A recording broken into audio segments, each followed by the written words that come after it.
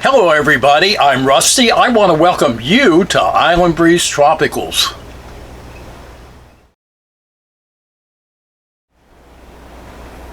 So today we're going to be looking at growing bromeliads for houseplants and maybe asking the question, what makes these such a good houseplant? So you know what? The sun is shining, the island breeze is blowing. It's time that you and I got growing. Come on.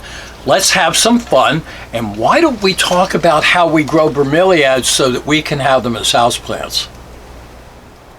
So before we begin, if this is your first time, welcome. If you like what you see, do me a favor, hit the like button down there, and if you'd like to be a member of our bromeliad family, please subscribe. Thanks a lot. Now let's get to the video. So okay guys, today I'd like to explore how we can all grow bromeliads as houseplants. Now I've been reminded by some of our viewers that not everybody lives in the subtropics and some people do have winter, and they asked how they could grow bromeliads inside. I'm going to tell you what, it's really easy. So here at the Tangle, I live in a really small living space, but I had some friends that let me go inside their house, and we're going to talk about bromeliads as houseplants. So what do we need to do to be able to grow our bromeliads inside? So I think bromeliads make the perfect houseplant. Well, how come? Well, they don't require an awful lot of maintenance. They carry with them, if they're a tank type, their own humidity. Remember, you're going to need water in the cup. And they will put up with some low light conditions. Now remember, as a houseplant, you're going to have to situate your plants near the light of windows, not directly in the windows because you could burn them, but they will need bright light in order to maintain that really pretty color that you see. Now, for some houseplants, you have to worry about humidity, and that can be a problem. I happen to grow a lot of aeroids, and sometimes it can be a little dry inside. Well, you're not going to have to worry about your bromeliad if it's a tank type because you have water in the cup. And that's one thing that makes this plant so easy to take care of, because all you really have to do is put water in the cup.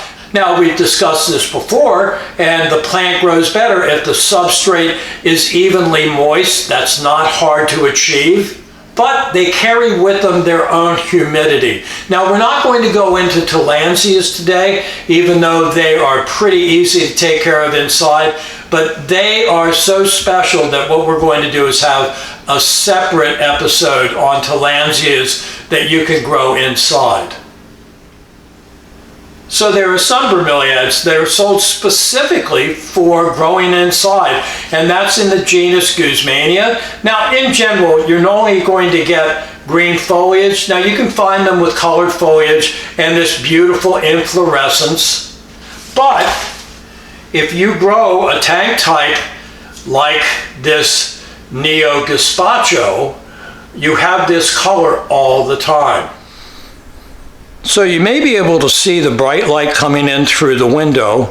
What you can't see here is that this plant really isn't near the rays of that light. So my guess is that this may be in a darker spot. I apologize, guys. It's really difficult to show it to you given the constraints of the video camera, but take my word for it.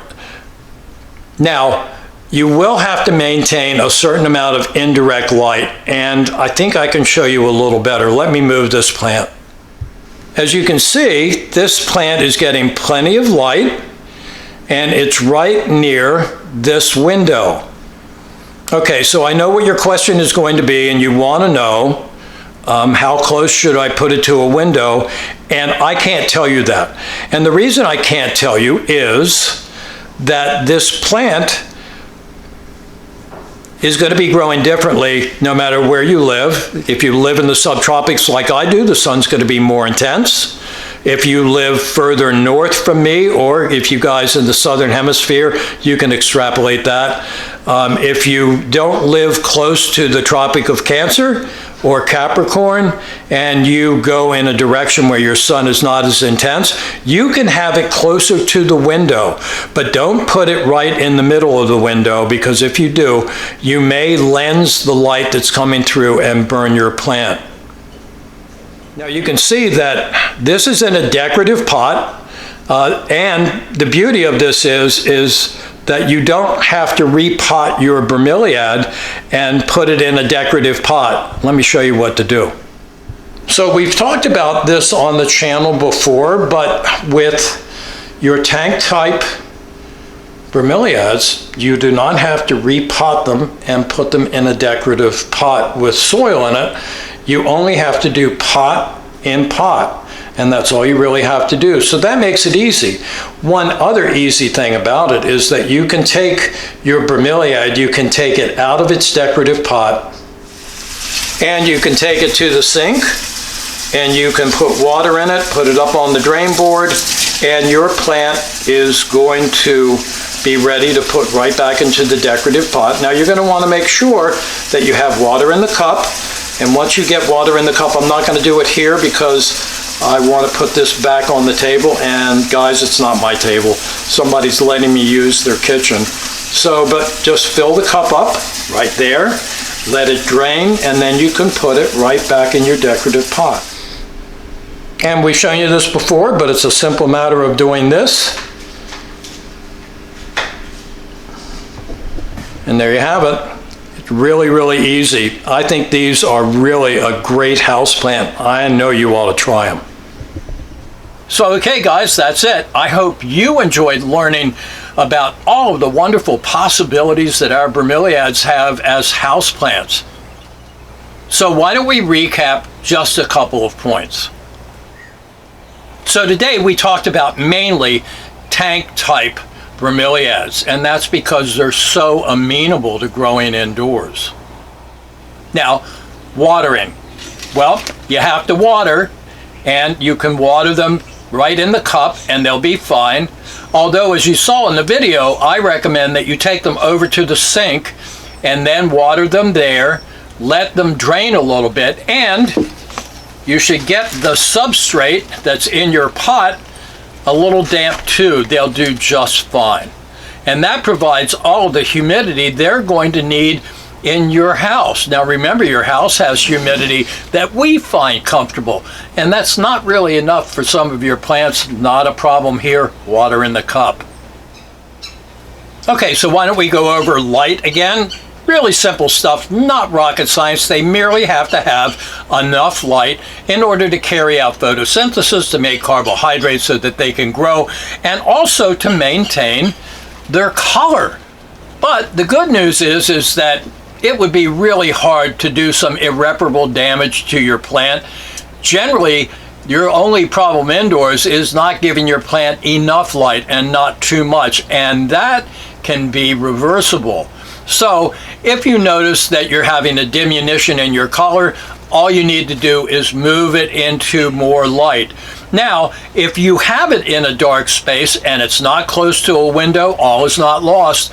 If you watched last week's build of our terrarium, you would see that we had artificial lighting. That can be achieved for your bromeliads. Now, when it comes to aesthetics, you can display them any way that you want to. You can go a little artsy or in a traditional pot, and it doesn't have to be this big. There are mini bromeliads, there are bromeliads that are mid-size and large. It's all up to you.